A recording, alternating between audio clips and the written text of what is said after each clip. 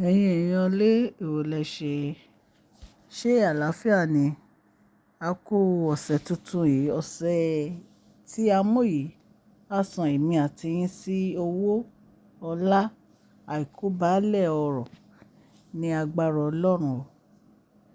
Ẹ̀yin tí ẹ̀ ń ṣe ọjọ́ ìbí lónìí, mo kí yín, happy birthday, long life and prosperity, ẹ̀mí yín á ṣe púpọ̀ ọdún láyé o. Gist tẹni tá gbọ́, wọ́n ní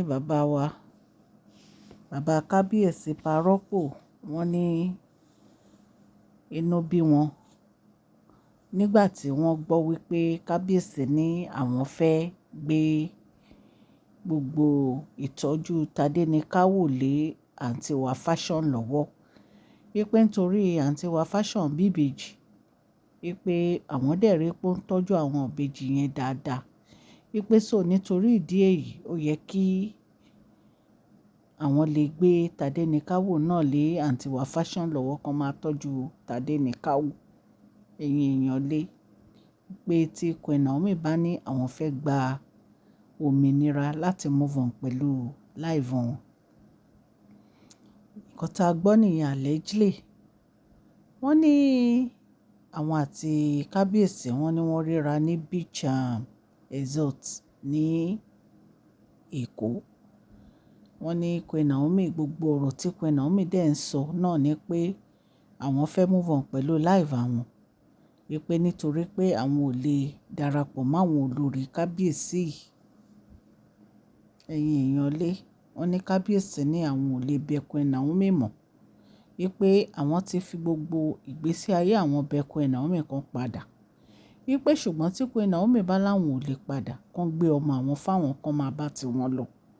In fact gan àti ẹ̀gbọ́n gist kan pé wọ́n sọ fáwọn family wọn gan pé tí Queen Naomi bá lè yọ̀ǹda Tádéníkáwò lénìí, àwọn á fún wọn lómìnira tó ń fẹ́. Wípé láàárín ìṣẹ́jú mélòó kan wọ́n á gbòmìnira. Wípé nǹkan táwọn kan fẹ́ ni pé kó yọ̀ǹda Tádéníkáwò. Ṣé Queen Naomi lè yọ̀ǹda Tádéníkáwò? Ṣé Queen Naomi lè fi ọmọ wọn sílẹ̀ ṣá? Èmi mọ̀ pé èyí ò ní ṣe é ṣe. Nítorí wípé Queen Naomi wọn ò lè fi Tádéníkáwò sílẹ̀ lẹ́ẹ̀kan. Wọn ò lè fi sílẹ̀ rárá.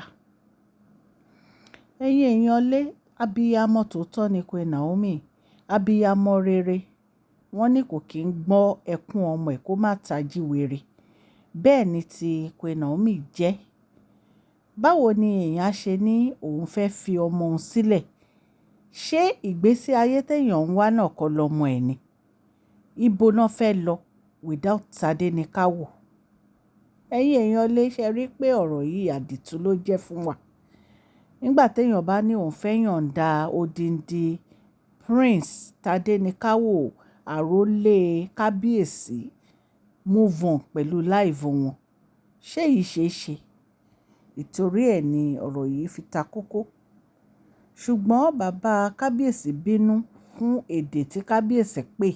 Wípé kán gbé Tádéníkáwò wá, wọ́n á gbé fún àǹtí wa fashion láti máa tọ́jú Tádéníkáwò. Wọ́n ní pa Ropo ní kò yẹ kí kábíyèsí sọ irú ọ̀rọ̀ yẹn, pé irú ọ̀rọ̀ wo ni kábíyèsí ń sọ yìí. Wípé ìyá ọmọ ló lè tọ́jú ọmọ ẹ̀. Òótọ́ dẹ̀ ni, ìyá ọmọ ló lè tọ́jú ọmọ ẹ̀. Nítorí pé àǹtí wa fashion ló bí àwọn ìbejì. Ìtorí ẹ̀ náà làwọn náà fi ń tọ́jú àwọn ọmọ wọn dáadáa. Ẹni tó bá bímọ tí ò bá lè tọ́jú ọmọ ẹ̀, ìyẹn ó já sí pé ènìyàn ń ṣàbíyamọ rere. Ẹ wo irú àwọn olórí tán fi àwọn ọmọ wọn sílẹ̀, tán lọ jókòó sínú palace kábíyèsí. Ṣé a lè pè wọ́n lábíyamọ rere bí? Ẹ̀yin èèyàn lé. Ìtorí ẹ̀ ni bàbá kábíyèsí fi ń sọ fún kábíyèsí pé ọ̀rọ̀ tán sọ yẹn kò dáa tó. Kò yẹ kán sọ irú ọ̀rọ̀ báyẹn. Wọ́n mọ bí Queen Naomi ṣe nífẹ̀ẹ́ ọmọ wọn. Wọ́n dẹ̀ mọ̀ pé Queen Naomi ò fi ọ̀rọ̀ Tádéníkáwò ṣeré. Wípé nítorí gbogbo nǹkan tí Queen Naomi ń ṣe ní inú palace yẹn, wọ́n ṣe láti jẹ́ kí gbogbo nǹkan kó máa lọ ní mẹ̀lọmẹ̀lọ ni. Wípé kò bójú mu kí kábíyèsí wá sọrú ọ̀rọ̀ báyẹn pé kí Queen Naomi kó gbé Tadéníkáwò sílẹ̀. Ike báwo lè Queen Naomi ṣe máa gbé Tadéníkáwò sílẹ̀? Wọ́n wá move on pẹ̀lú live wọn. There was a time tá ti ẹ̀ gbọ́ gan tí wọ́n sọ fún kábíyèsí pé kí kábíyèsí má sọrú ọ̀rọ̀ báyẹn. Ipe ṣé inú palace yẹn náà ni kábíyèsí fẹ́ gbé Tadéníkáwò sí. Palace tí ò safe tó jẹ́ pé oríṣiríṣi ló ń ṣẹlẹ̀ ní inú palace. Ẹ̀yin èèyàn lé, àfi kí Ọlọ́run kó ṣàánú kábíyèsí. Wọ́n dẹ̀ bá wọn yanjú ọ̀rọ̀ yìí tó wà láàrin ìyàwó àti Queen Naomi. Torí ìgbà tí wọ́n bá wọn sọ̀rọ̀ ní Lekki result yẹn, wọ́n ní kábíyèsí ń sọ fún Queen Naomi pé àwọn lè stop láti má marry àwọn olórí tuntun tí Queen Naomi bá gbà láti padà wá sínú ayé àwọn. Wọ́n ní Queen Naomi dẹ̀ sọ fún wọn pé àwọn ò lè padà. Pé nítorí àwọn ò lè fi gbogbo ọkàn àwọn máa fi ronú lórí ọ̀rọ̀ kábíyèsí. Wípé bí ọdún mẹ́ta làwọn ti dúró síta nítorí àwọn olórí tí kábíyèsí kó jọ yìí. Wípé kò bá ìgbésí ayé àwọn mu láti jẹ́ ìyálé fún gbogbo àwọn olórí yìí. Wípé àwọn ò ríra àwọn bẹ́ẹ̀. Pé nítorí ẹni tí àwọn tó tó ẹgbẹ́ màmá àwọn ní kábíyèsí lọ gbé sí inú palace tí wọ́n gbé lé àwọn lórí gẹ́gẹ́ bí ìyàwó. Nǹkan tá a gbọ́ nìyẹn tán ní Queen Naomi sọ pé àwọn ò feel láti padà. Ṣùgbọ́n kí la fẹ́ sọ sí ọ̀rọ̀ yìí? Ṣé Queen Naomi á wá gbé ọmọ wọn sílẹ̀ ni? Kò ṣeé ṣe. So ìtorí ẹ̀ ni Ropo fi ń sọ fún kábíyèsí kan ro ọ̀rọ̀ yìí dáadáa. Kán má lọ ṣe mistake lórí pé kí wọ́n gba Tadéníkáwò lọ́wọ́ Queen Naomi. Èyí tó dẹ̀ jẹ́ pé Queen Naomi ò tiẹ̀ lè ṣe láíláí. Kò dẹ̀ sí abiyamọ tòótọ́ tó máa gbé ọmọ ẹ̀ sílẹ̀ tó wá máa lóun fẹ́ move on pẹ̀lú live ẹ̀. Ẹ̀yin èèyàn lé nǹkan tá a gbọ́ nìyẹn allegedly tán ní Ropo sọ lórí ọ̀rọ̀ Tadéníkáwò.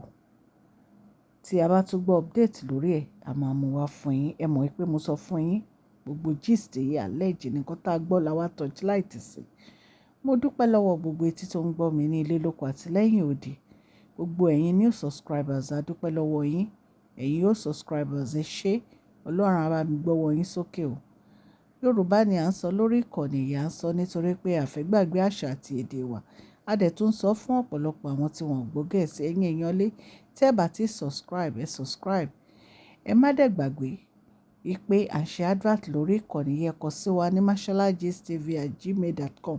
À ń sọ̀rọ̀ lórí celebrity gist, royal gist, politics àti gbogbo nǹkan tó ń ṣẹlẹ̀ ní agbègbè orílẹ̀-èdè bàbá wa ní ilẹ̀ Nàìjíríà. Ẹ má gbàgbé kẹ́ fún fídíò yìí ní thumbs up o. Òkè òkè ni Ọlọ́run á bá mi gbé ọwọ́ yín lọ. Ọwọ́ yín ò ní lọ ìsàlẹ̀ láíláí. Please share this video, like and subscribe. God bless you. Mashola Gist TV. Love you all.